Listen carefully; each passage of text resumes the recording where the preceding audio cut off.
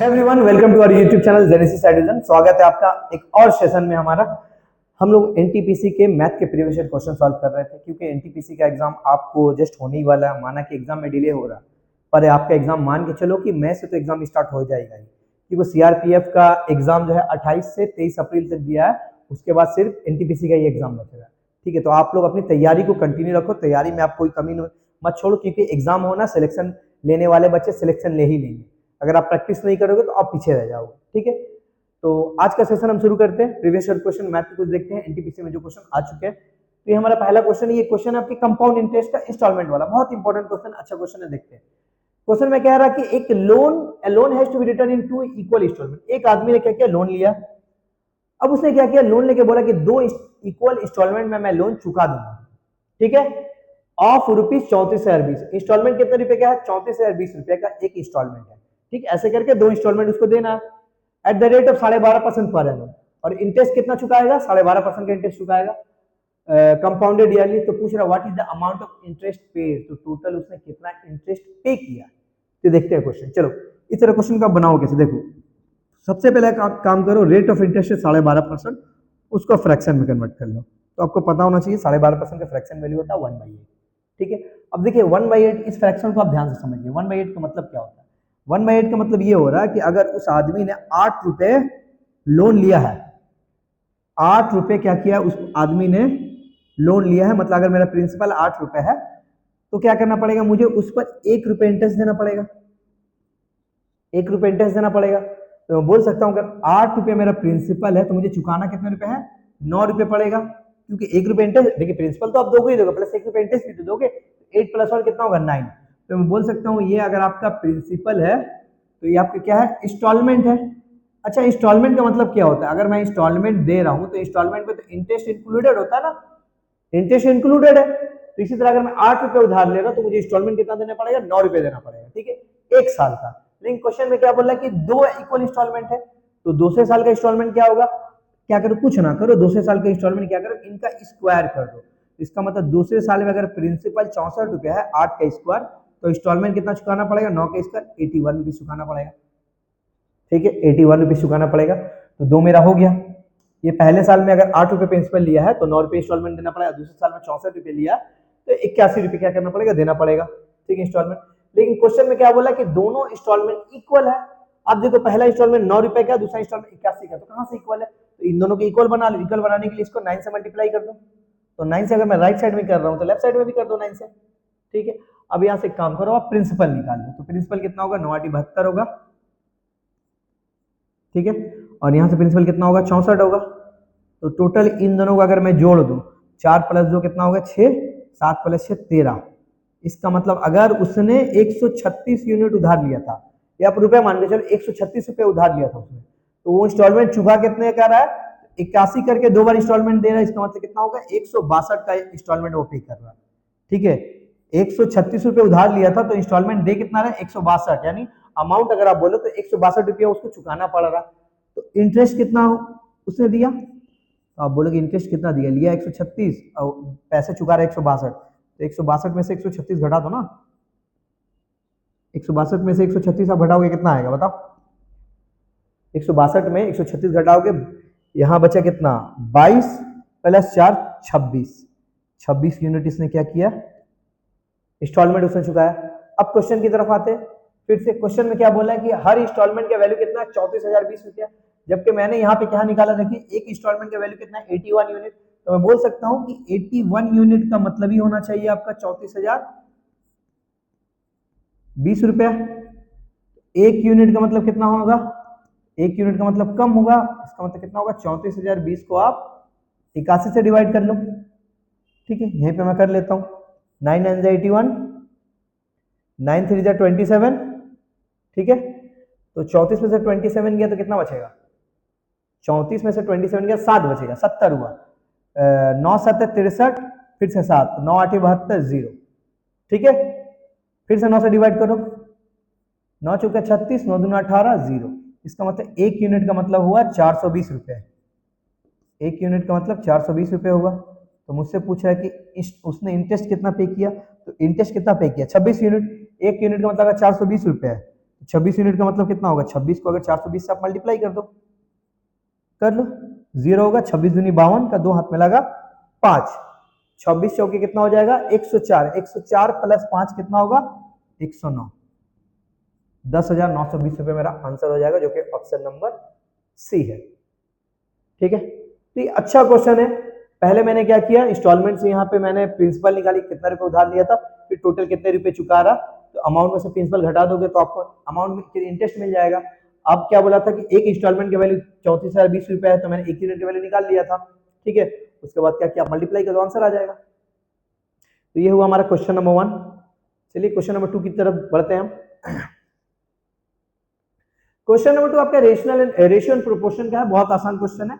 आपको बोल रहा है कि what is the mean proportion between 19.36 and 0.49, 0.49 और 19.36 का आप मीन प्रोपोर्शन बताओ।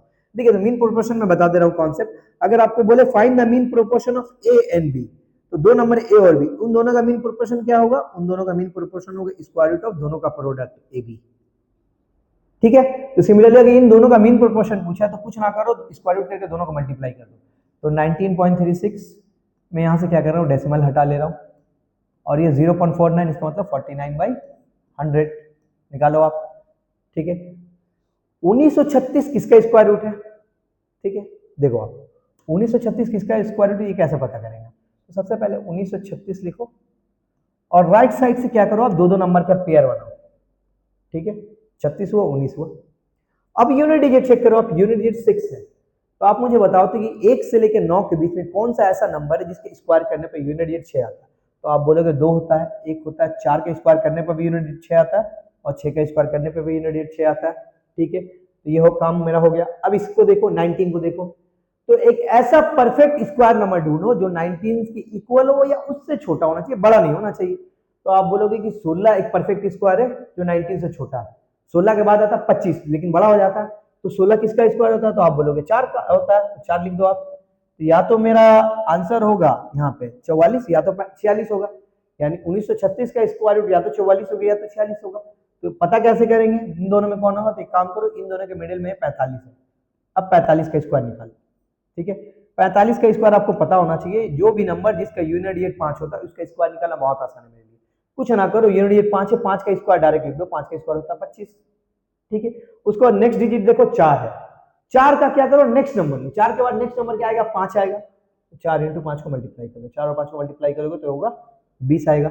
इसका मतलब देखो 45 का स्क्वायर करने पर 2025 आएगा, जबकि ये नंबर है कितना 1936 है, इसका मतलब 2000 से तो छोटा हो ना, तो ये नंबर क्या होगा 45 से कम होगा, तो 45 से कम कौन है 44 है, इसका मतलब ये होगा 44 होगा। ठीक है, 49 किसका स्क्वायर होता है 7 का होता है, यहाँ पे देखो दो ठो नीचे में 200 है, तो एक 100 बाहर निकल जाएगा, पेयर खत्म, मल्टीप्लाई करो 44 तो 7 से 7 चौके 28, 2 7 चौके 28 30, 30/100, इसका मतलब मेरा आंसर होगा 3.08, मीन प्रोपोर्शन हो जाएगा 3.08, ऑप्शन नंबर बी। ठीक है, 3.08।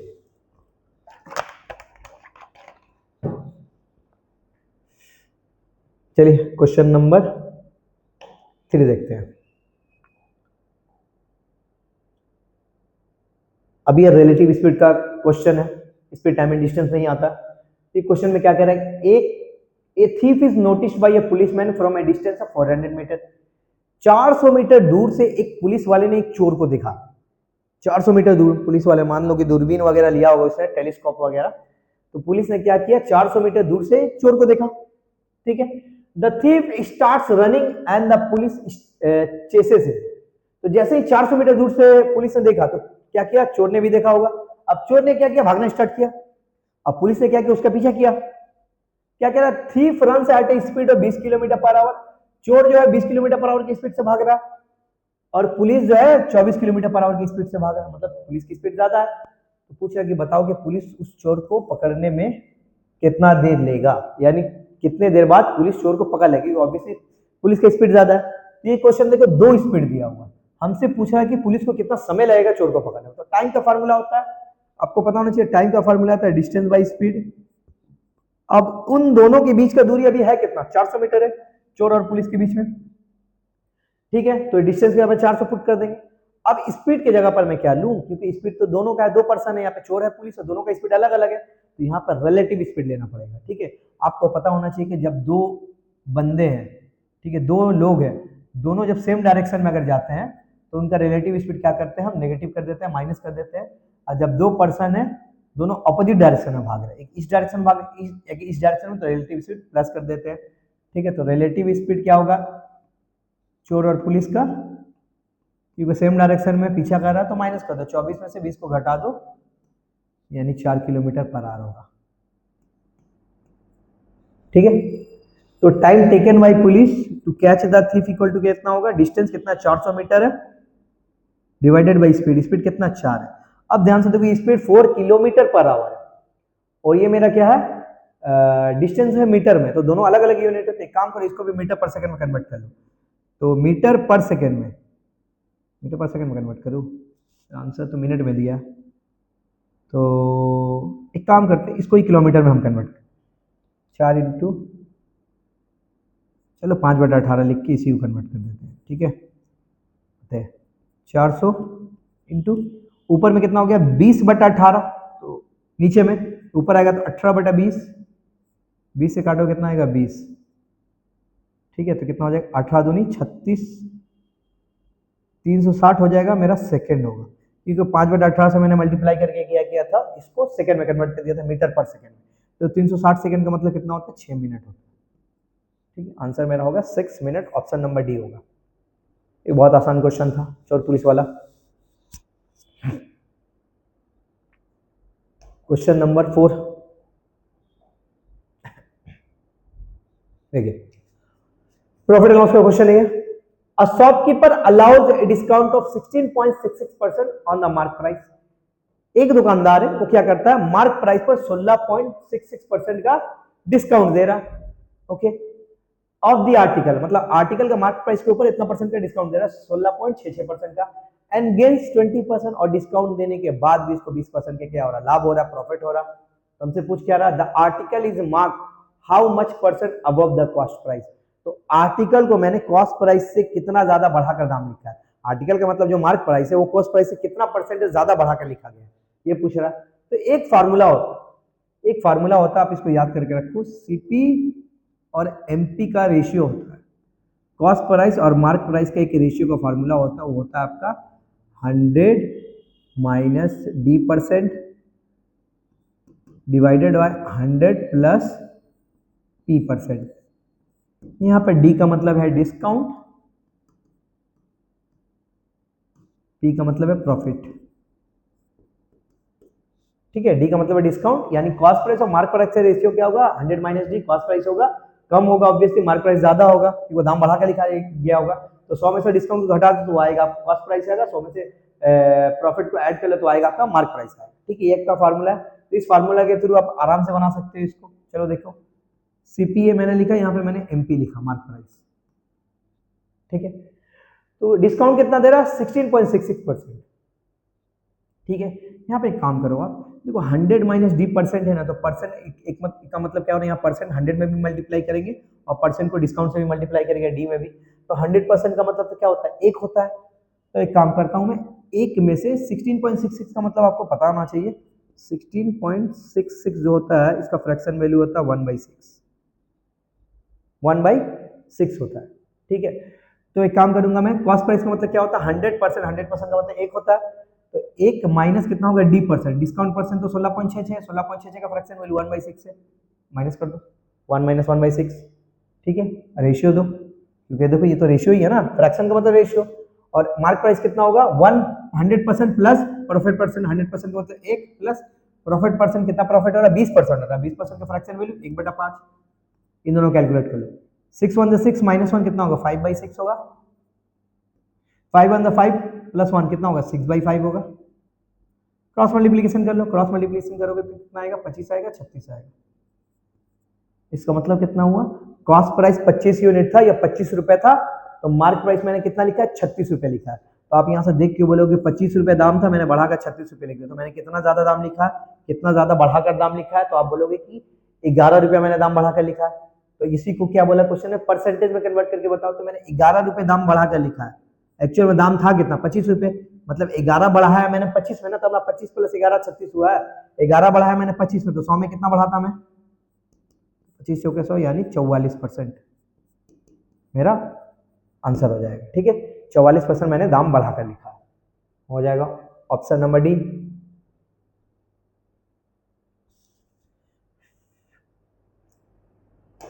चलो नेक्स्ट क्वेश्चन नंबर 5। ठीक है, ये आपका एवरेज का क्वेश्चन है, आप इसको एलिगेशन के थ्रू भी आराम से बना सकते हो। क्वेश्चन में क्या कह रहा है? A class of 40 student appeared in a test. एक क्लास में 40 स्टूडेंट है, 40 स्टूडेंट क्या करते हैं? एक टेस्ट देते हैं, टेस्ट में अपीयर करते हैं।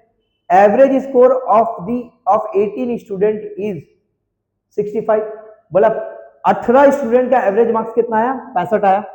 And the remaining student is 75, और बाकी जो बच रहा है, टोटल स्टूडेंट है कितना? 40 है, 40 में से 18 स्टूडेंट का एवरेज मार्क्स 65 है, तो बाकी बच रहे जो कितने होंगे? 22 होंगे। तो 22 स्टूडेंट का एवरेज मार्क्स कितना? 75 है। मुझसे पूछ क्या रहा है? मुझसे पूछ रहे कि पूरे क्लास का एवरेज कितना, पूरे क्लास का एवरेज कितना है। चलो देखते हैं। ठीक है, अच्छा ये बताइए तो आप 18 स्टूडेंट का एवरेज मार्क्स 65 है, तो यहां से आप ऐसे नहीं निकालोगे total marks scored by 18 student. 18 student का एवरेज मार्क्स अगर 65 है, तो 18 स्टूडेंट का टोटल मार्क्स कितना होगा? 18 इंटू 65। आपको पता होना चाहिए कि एवरेज को अगर मैं नंबर ऑफ पर्सन से मल्टीप्लाई कर दूंगा तो टोटल स्कोर निकलता है वो। ठीक है, टोटल क्या आता है? संख्या निकलता है। इसको मल्टीप्लाई करो आप, 18 5 90, 9, 18 छके 108, 108 प्लस 9 कितना होगा? 108 प्लस 9 117, यानी इतना है, 1170 है। और जो बाकी बच रहे स्टूडेंट, बाकी कितने बच रहे हैं? 22 स्टूडेंट बच रहे। 22 स्टूडेंट का एवरेज मार्क्स कितना है? 22 स्टूडेंट का एवरेज मार्क्स 75 है, तो टोटल मार्क्स कितना होगा 22 स्टूडेंट का? 22 इंटू 75। ठीक है, देखो 22 को 5 से मल्टीप्लाई करेंगे, 22 पचे 110 होता है, जीरो, रिमाइंडर बचा मेरा 11। 22 साथ कितना होता है? 14, 154 होता है। 154 प्लस 11 165 हो जाएगा। ठीक है, इसका मतलब 18 स्टूडेंट जो है उन्होंने टोटल कितना स्कोर किया मार्क्स? 1170, और बचे हुए 22 स्टूडेंट उन्होंने टोटल कितना स्कोर किया? 1665। तो अगर इन दोनों को मैं जोड़ दूंगा 18 प्लस 22, तो टोटल 40 स्टूडेंट का एवरेज मार्क्स नहीं निकल जाएगा, या टोटल मार्क्स नहीं निकल जाएगा?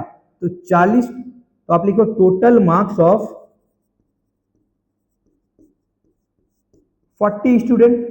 18 प्लस 20 22, इन दोनों को जोड़ दो, जोड़ो कितना है? 0 7 5 12, 11 16 कितना होगा? 27, 27 1 28, इतना मार्क्स है।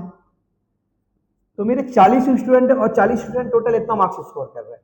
तो हर एक स्टूडेंट कितना मार्क्स स्कोर करेगा? यानी एवरेज पूछ रहा है। एवरेज क्या करेंगे? टोटल मार्क्स को नंबर ऑफ स्टूडेंट से डिवाइड कर देंगे। 2820 है डिवाइडेड बाई 40, 0 0 कैंसिल आउट हो जाएगा। ठीक है, 2 से काटो, 2 दूनी 4, 2 से काटो 1 4 1। ठीक है, 2 से इसको डिवाइड करेगा 70.5 आएगा, ये मेरा आंसर हो जाएगा। यानी हर स्टूडेंट लगभग 70.5 मार्क्स स्कोर कर रहा है। हर स्टूडेंट लगभग 70.5 मार्क्स स्कोर कर रहा है।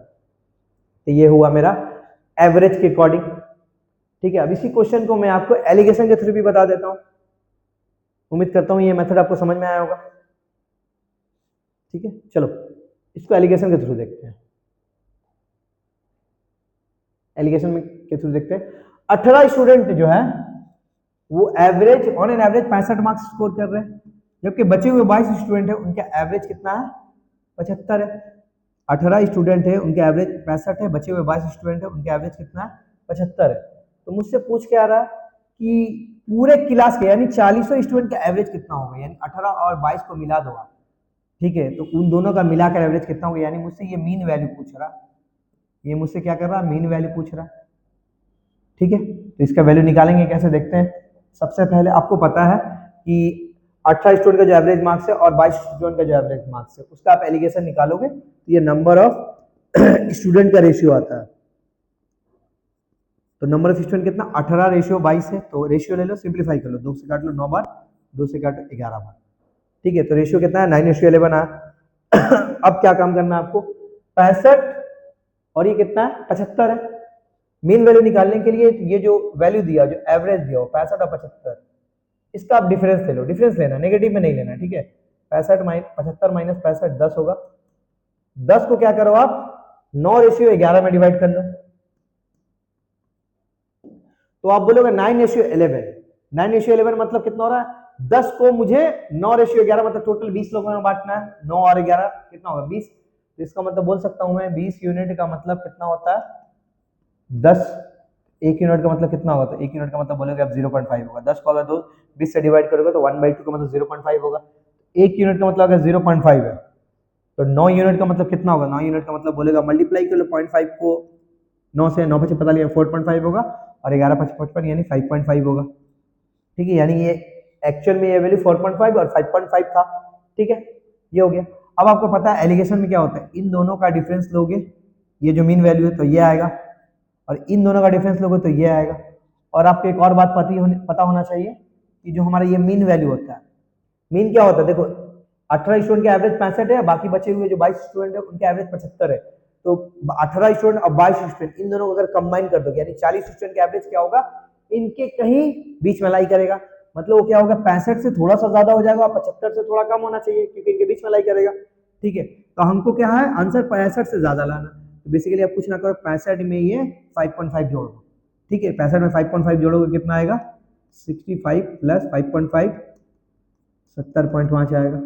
या तो एक काम करो 75 में से 4.5 माइनस कर दो, ठीक है, वो भी आ जाएगा आंसर। तो ये हमारा आंसर हुआ 70.5, ठीक है।